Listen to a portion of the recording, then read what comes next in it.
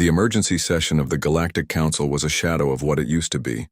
Only 23 species attended instead of the original 47. The great hall that once buzzed with confident voices now echoed with whispers of fear and desperation. War, disease, and economic collapse had shattered the mighty alliance that had ruled the galaxy for thousands of years.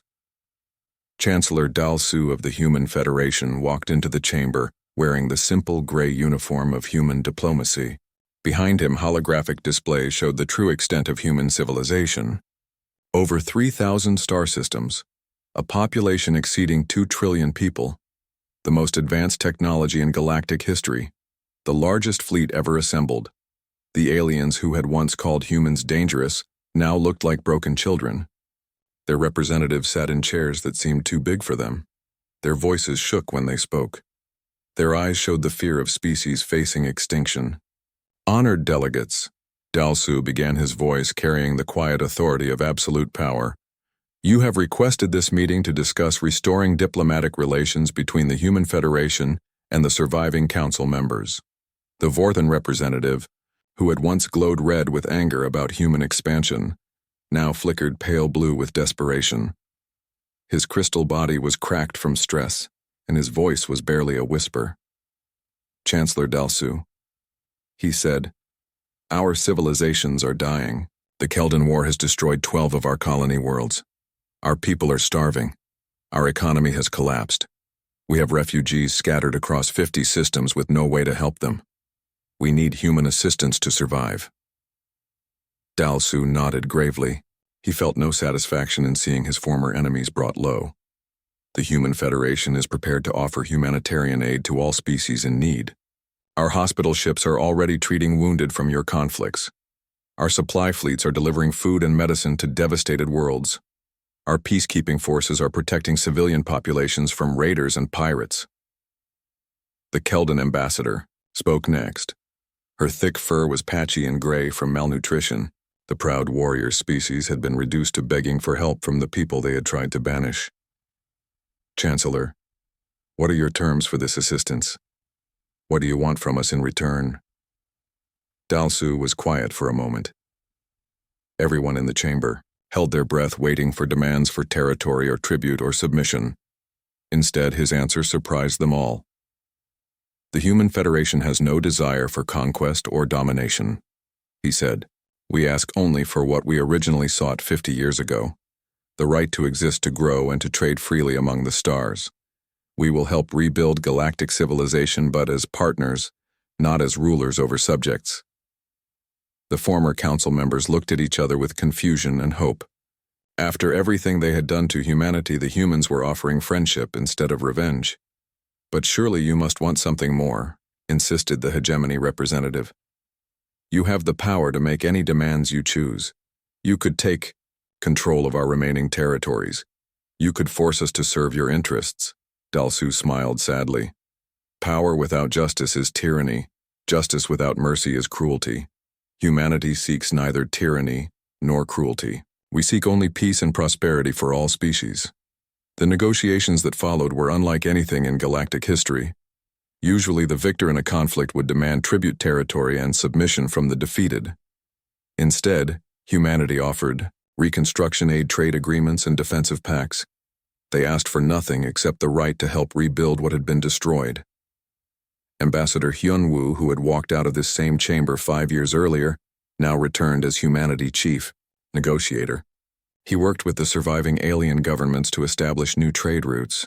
He helped design refugee resettlement programs. He coordinated peace talks between species that had been fighting for years. Ambassador, asked the Zephyrian delegate, why are humans being so generous? We treated you terribly. We banned you from our space. We called you dangerous and forced you to leave your homes. Why do you help us instead of punishing us? Hyunwoo considered the question carefully. Because punishment serves no purpose, except to create more suffering. We prefer to build rather than destroy. We choose hope instead of hatred. Within months, human relief efforts had restored stability to dozens of war-torn systems. Human engineers rebuilt destroyed infrastructure.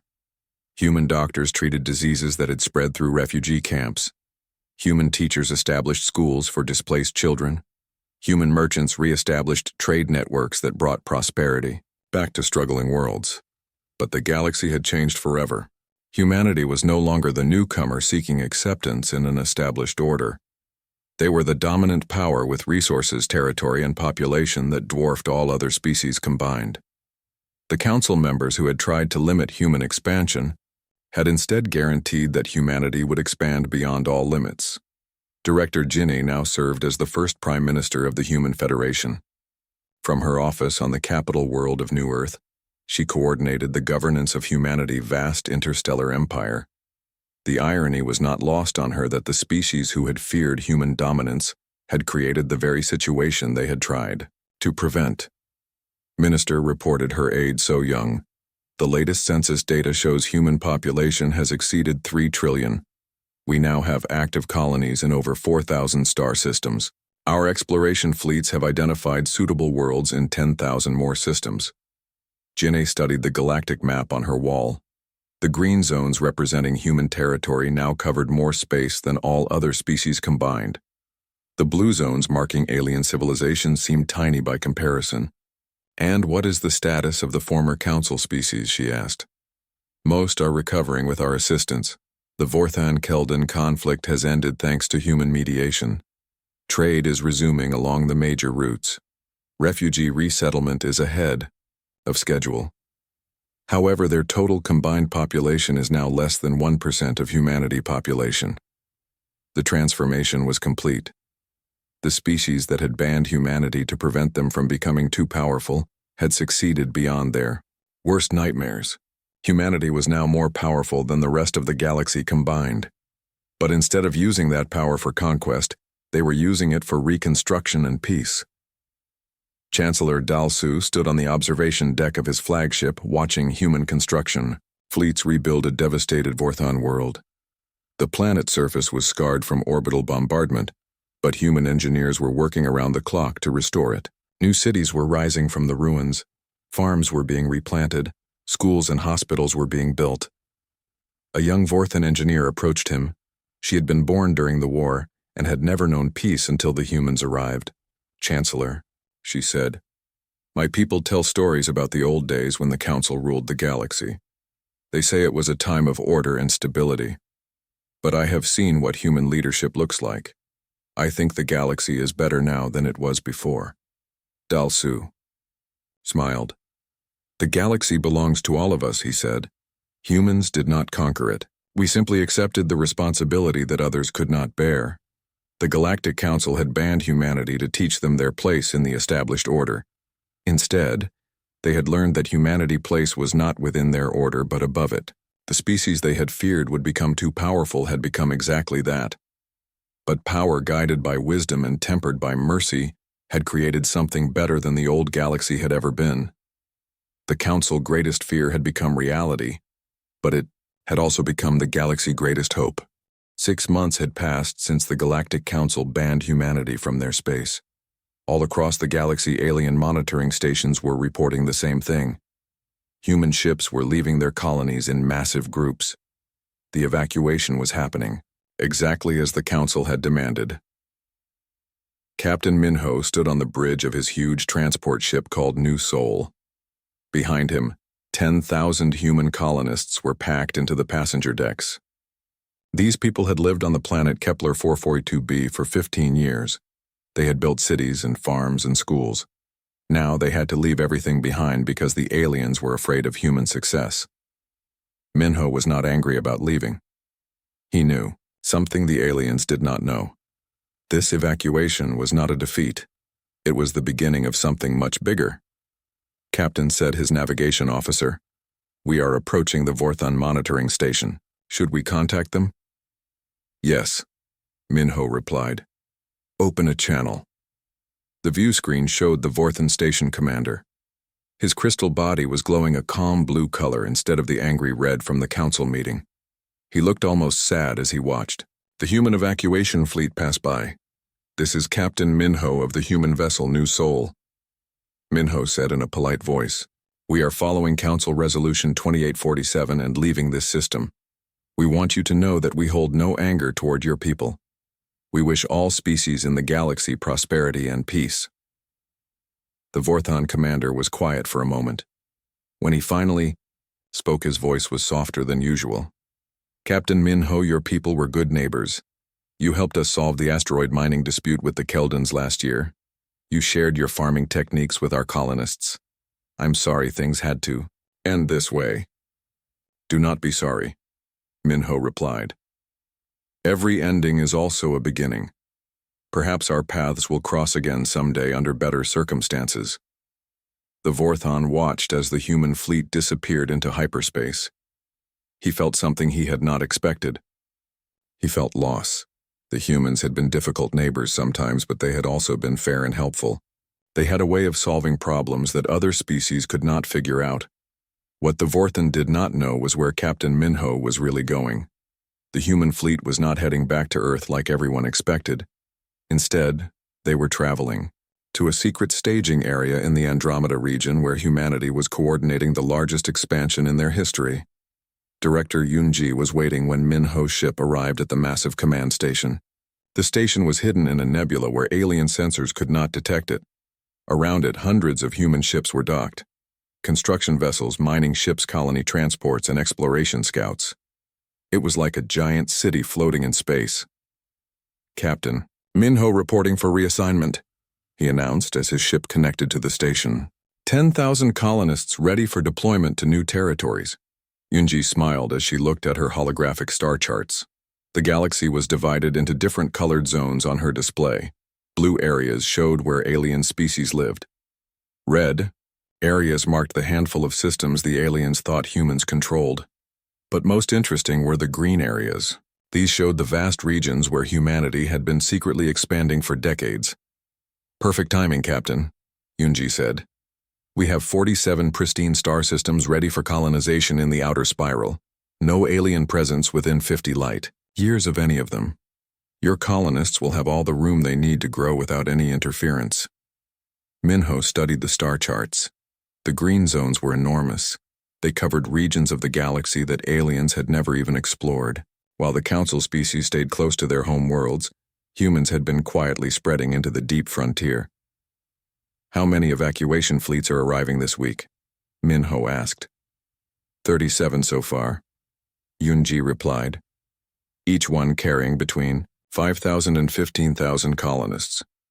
By the end of the month, we will have relocated over 500,000 people from the old colonies. And how many are going to new systems versus existing settlements?" Yunji checked her datapad. "About 60% are going to establish completely new colonies. The rest are reinforcing our existing settlements in the outer territories. The aliens wanted us to leave 12 systems, but we are using this opportunity to expand into over 200 new ones." Captain Minho laughed. "So their punishment is actually helping us grow faster than ever before." "Exactly," Yunji said. "The Council was so focused on the colonies they knew about that they never bothered to look for the ones they did not know about. Our deep space exploration teams have been mapping the galaxy for 30 years. We know about habitable worlds that aliens have never even detected." As more evacuation fleets arrived at the staging area, the scope of the human expansion became clear. Ship after ship brought colonists who had been publicly forced to leave their homes. But instead of going back to overcrowded Earth, they were being sent to brand new worlds with unlimited potential. The aliens had demanded that humanity withdraw from Council space. They got exactly what they asked for. But they had made one critical mistake. They had never asked where humanity would go after they left. Director Jaewon arrived at the command station to review the expansion progress. He was the chief coordinator for what they called Operation New Horizon. His job was to make sure that every evacuated colonist found a new home that was better than the one they had been forced to leave. "Status report," he asked Yunji. "All evacuations are proceeding on schedule," she replied. "Public withdrawals from the 12 known systems are 90% complete. Secret relocations to frontier territories are ahead of schedule. We now have active colonies in over 800 systems." Jaewon nodded with satisfaction. "And alien monitoring. They are only watching the systems they know about. As far as they can tell, we are simply going back to Earth and staying there." They have no idea that we are expanding deeper into the galaxy than any species has ever gone before. The beauty of the plan was its simplicity. The aliens had been so afraid of human expansion that they had tried to stop it by forcing humans to leave. But humans had been expanding in secret for decades. The public colonies were just the tip of the iceberg. By banning humanity from their space, the aliens had actually given humans the perfect excuse to disappear completely. No one would question where the evacuated colonists had gone. No one would look for hidden human settlements in the deep frontier. The withdrawal gave humanity complete freedom to expand without anyone watching or interfering.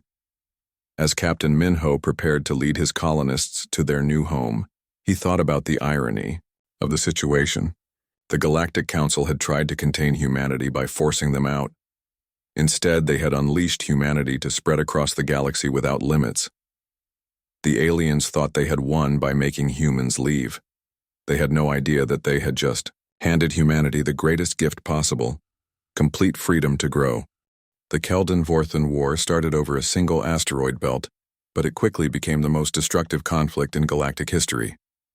What began as a simple mining dispute had grown into a nightmare that consumed entire star systems. Fleet Admiral Young-Soo commanded the human monitoring fleet stationed just outside Council space. His orders were clear: watch everything, record everything, but do not interfere. It was the hardest job he had ever been given. Every day he watched species destroy themselves while humanity had the power to stop it. Admiral called his communications. Officer Hyojin, we have incoming transmission from the Vorthan Home Fleet. They are requesting immediate military assistance against the Keldon invasion force.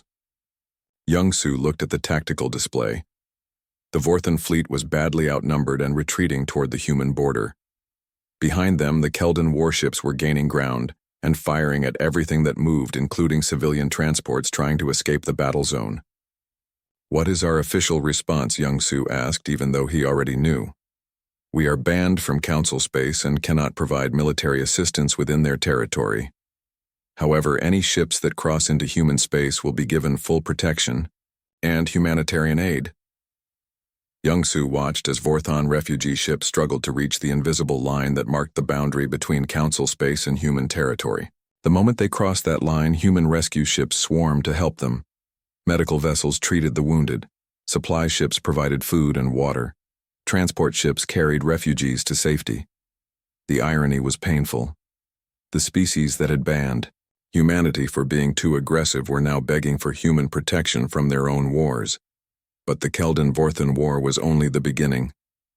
Without human mediation, ancient grudges were surfacing across the galaxy. The Hegemony Coalition had split into 3 warring factions. The Crystalline Collective was fighting a civil war over trade policies. Pirate cartels had seized control of entire systems because no one could organize effective resistance against them. Captain Seung-ho commanded a human hospital ship called the Mercy of Seoul.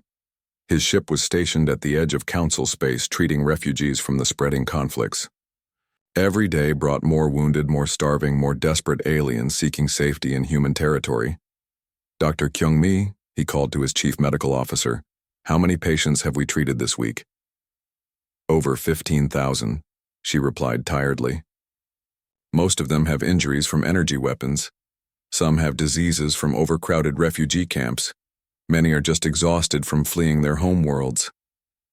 Seung-ho walked through the medical bays where hundreds of alien patients were recovering. Vortans with crystal bodies that had been shattered by Keldon sonic weapons. Keldons with burned fur from Vorthan energy blasts. Zephyrians with blue skin turned pale from starvation. Representatives of dozens of species, all victims of the chaos, consuming their civilization. Captain, said one of the Vorthan patients, why are humans helping us? We banned you from our space. We called you dangerous. We forced you to leave your homes. Seung-ho sat down beside the patient bed. Because it is the right thing to do, he said simply. We do not help you because of politics or treaties. We help you because you need help, and we have the ability to provide it. The Vorthan patient eyes dimmed with shame. We made a terrible mistake, he whispered. We thought you were the problem, but you were actually the solution. Similar scenes were playing out across the human border. Refugee camps filled with aliens, who had once voted to ban humanity. Aid stations run by human volunteers who asked no questions about the past. Children who had lost their families being cared for by humans who treated them like their own. Director Sung Min reviewed the latest reports from his office on the command station. The numbers were staggering. In just 3 years since the human withdrawal, galactic civilization had regressed by centuries. "Nara," he said to his deputy, "show me the current conflict map." The holographic display filled with red zones marking active wars. Over 60% of council space was now involved in some kind of armed conflict. Trade routes had collapsed. Entire sectors were cut off from galactic civilization. Billions of civilians were displaced or in danger. "How many species have requested human mediation?" Sung Min asked. 41 so far, Nara replied. "But they are all unofficial requests. No species wants to admit publicly that they need the help of the people they banned. And how many have formally asked the council to lift the ban? None. They are too proud to admit they made a mistake." Sung Min studied population reports showing human expansion during the same period. While council space burned, humanity had colonized over 3,000 new systems. Their population had grown to exceed 2 trillion people. Their technology had advanced by decades. Their military had become the most powerful force in the galaxy.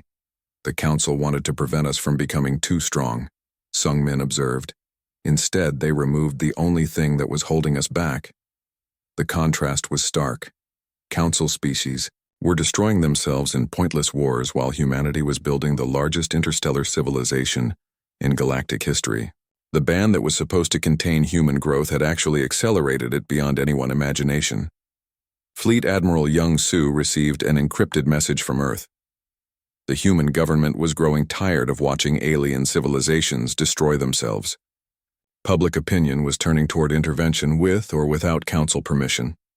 Admiral Haijin reported, "We have 300 refugee ships approaching our border. They are being pursued by Keldon raiders who are firing on civilian targets." Young Soo made a decision that would change everything. "All ships move to intercept. We may be banned from council space, but those refugees are about to enter human space. We have the right to defend our own territory." The human fleet moved with precision that amazed even their enemies. Within minutes, they had formed a protective barrier between the refugees and their pursuers. The Keldon raiders found themselves facing human warships that were faster, stronger, and better armed than anything in their fleet. "This is Fleet Admiral Young Soo of the Human Federation," he broadcast on all frequencies. "You are attacking civilian vessels attempting to reach sanctuary in human space. Withdraw immediately or face the consequences." The Keldon commander tried to sound threatening. "Humans have no authority here. This is council space." "No," Young Soo replied calmly. "This is the border of human space.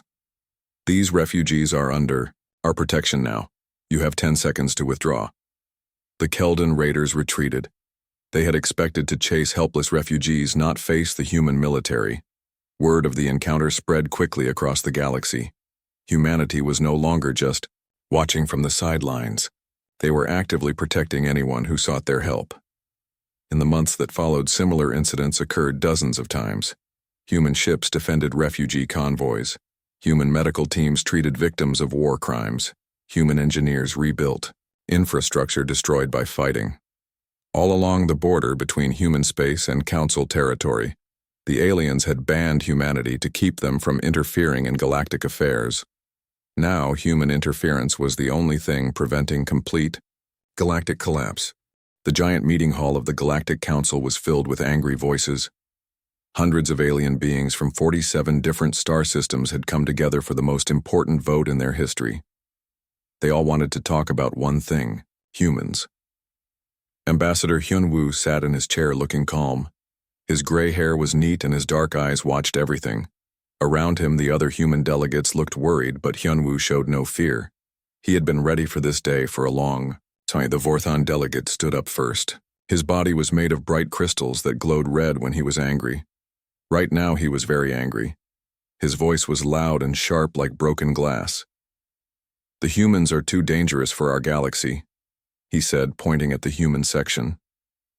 Look what they have done in just 50 years since we first met them. They have spread to 12 star systems like some kind of virus. They make too many babies too fast. They learn our technology too quickly. They change and grow faster than any species should be able to. Other aliens nodded their heads. Some had tentacles that waved in agreement. Others had multiple eyes that all blinked at the same time. The diversity of the council was amazing, but today they all agreed on one thing. Humans were a problem. The Keldan ambassador stood up next. She was huge and covered in thick fur. Her voice was deep like thunder rolling across mountains. The humans do not follow our rules, she said. They go wherever they want. They ignore the borders we have respected for thousands of years. They build colonies without asking permission. They trade with species we have forbidden contact with. They act like the galaxy belongs to them. More voices joined in.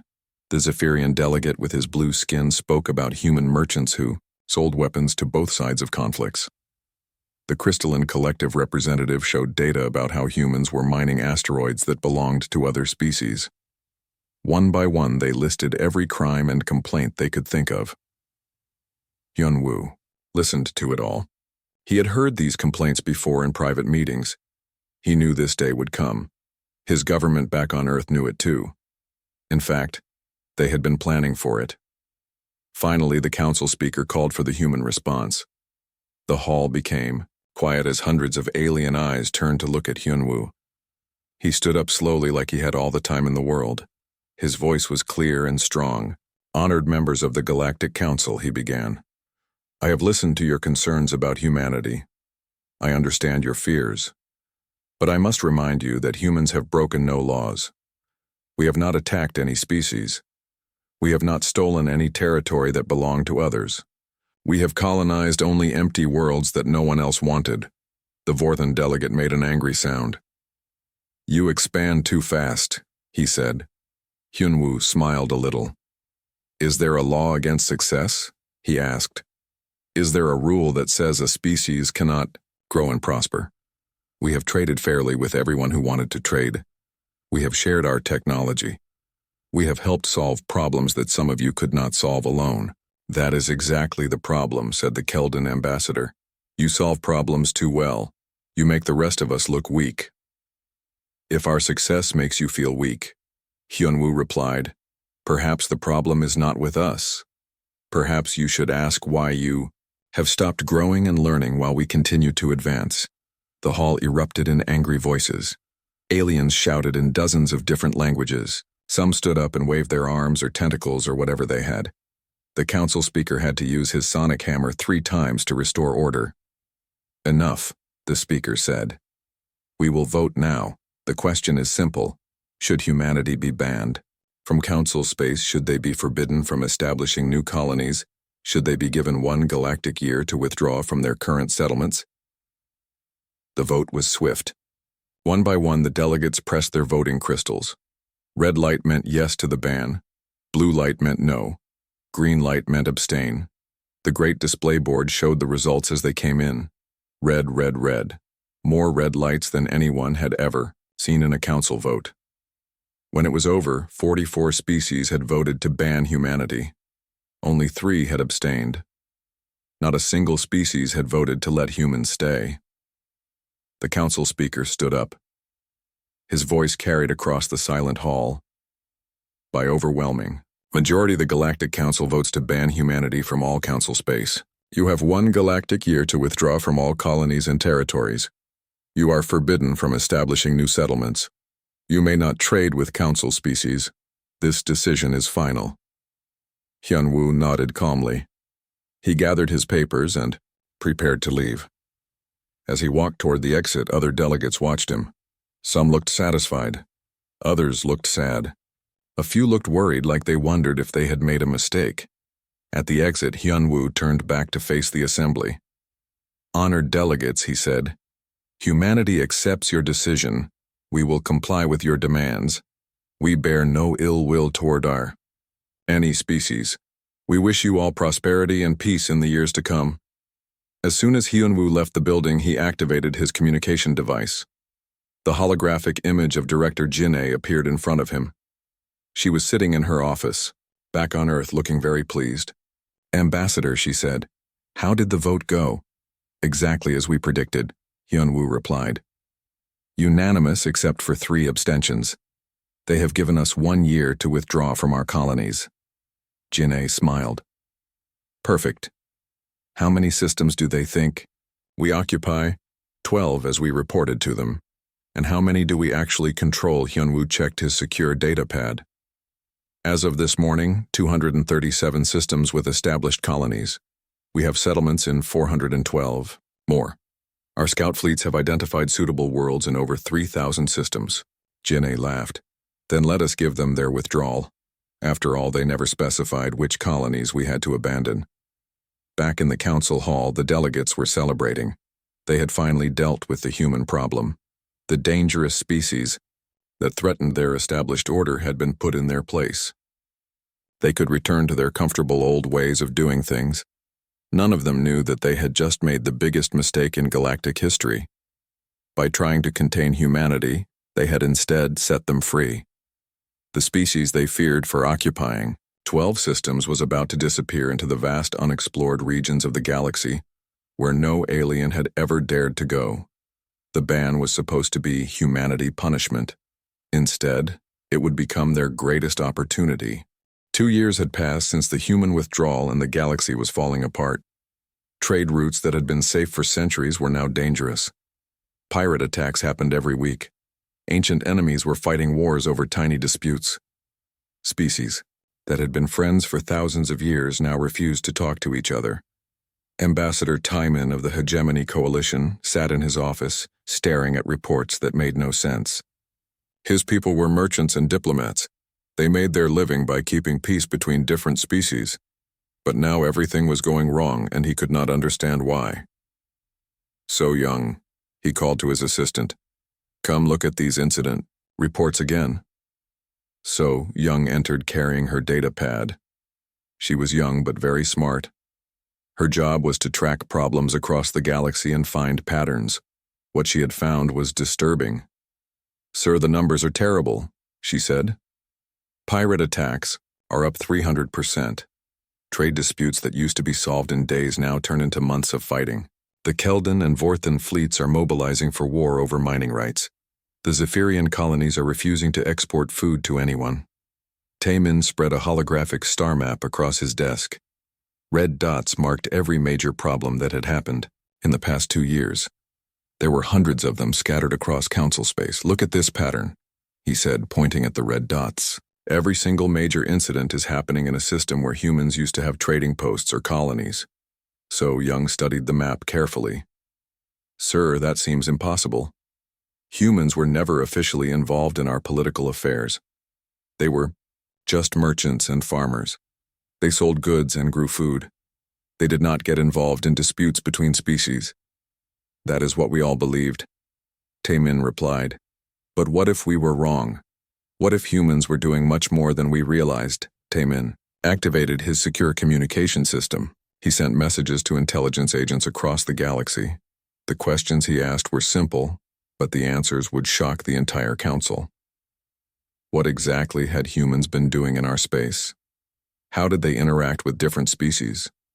What happened when they solved problems that we could not handle ourselves? The first report came from the Vorthan system, where Captain Minho had evacuated his colonists. Agent Kolra had been investigating the mining dispute that was now turning into a full war between the Vorthans and Keldans. Ambassador Kolra reported, "I have discovered something strange. 3 years ago, the Vorthans and Keldans had the same dispute over the same asteroid belt. It should have turned into a war then, but it did not. Do you know why?" "Tell me," Taiman said. "A human trader named Dong-Su happened to be in the system. He suggested that both species could mine different parts of the belt during different seasons. He even helped them set up a scheduling system. The dispute was solved in 1 week. Now, that same dispute has been raging for 6 months with no solution in sight. More reports arrived throughout the day. Each one revealed the same pattern. Humans had been quietly solving problems everywhere they went. Not through official diplomacy or military force. They had used simple, practical solutions that made sense to everyone involved. Agent Yun-ho reported from the Crystalline Collective, Territories. Sir, there was a trade route that connected 12 different species. Pirates attacked it constantly because no single species was strong enough to patrol the entire route. But human merchants volunteered to coordinate joint patrols. Each species only had to protect a small section, but together they made the whole route safe. The human withdrawal happened 18 months ago. Pirate attacks started increasing immediately after. Agent Mi-young sent data from the agricultural worlds. Ambassador, the food shortages affecting 17 systems all trace back to the same cause. Humans were not just farming on these worlds. They were teaching alien species new growing techniques. They were helping coordinate crop rotations between different planets. They were preventing famines before they could happen. Without human, agricultural advisors, these worlds cannot feed themselves. The pattern became clearer with every report. Humans had not just been living in council space. They had been holding it together in ways that no one had noticed or appreciated. Tai-min called an emergency meeting with the other coalition members. The conference room filled with representatives from 15 different species. All of them looked worried and confused. Friends. Tai-min began, "We have discovered why our civilization is falling apart. The humans were not just merchants and colonists. They were the glue that held our society together." The Vorthon representative made a skeptical sound. "That is impossible. Humans never held official positions in our governments. They were not part of our military alliances. They did not sign our treaties." "No," Tai-min agreed. "But they did something more important. They solved problems. Small problems before they became big problems. Local problems before they became system-wide problems. They prevented conflicts that we are now fighting." So Young activated the main display screen. It showed a timeline of the past 50 years. During the first 48 years when humans were present, the number of major conflicts in council space had steadily decreased. Trade had increased. Prosperity had grown. Different species had learned to work together better than ever before. But in the past 2 years since the human withdrawal, everything had reversed. Conflicts were increasing rapidly. Trade was collapsing. Species were becoming isolated and suspicious of each other. "Look at these numbers," So Young said. "Before humans arrived, different species fought an average of 12 wars per year. During the 48 years of human presence, that number dropped to less than 2 wars per year. In the 2 years since they left, we have had 31 major conflicts." The room fell silent as the representatives absorbed this information. The species they had banned for being too successful had actually been preventing their civilization from destroying itself. "What do we do now?" asked the Keldan representative. "We cannot simply invite them back. The ban was unanimous. We would look weak and foolish." "We may not have a choice," Tai-min replied grimly. "Our intelligence reports suggest that the situation is going to get much worse before it gets better." Meanwhile, in human space, Director Jae-won was receiving his own reports. Deep space monitoring stations were detecting massive fleet movements throughout Council territory. 12 different species were preparing for war. Trade networks were collapsing. Refugee populations were fleeing toward the borders of human space. "Sir," reported his intelligence chief Nara, "we are receiving unofficial requests for assistance from several Council species. They are asking for human mediators to help resolve their conflicts." "What are our orders regarding intervention in Council affairs?" Jae-won asked. "Maintain complete neutrality unless formally invited to return by the Council itself. We are to provide humanitarian aid to refugees who reach our territory, but we cannot interfere in their internal conflicts." Jae-won nodded sadly. Humanity had the power to stop the growing chaos, but they were bound by the very ban that the aliens had imposed upon them. The Council had wanted to remove human influence from their space. Now they were learning what their space looked like without that influence. The galaxy was tearing itself apart, and the only species that could fix it was the one they had thrown out.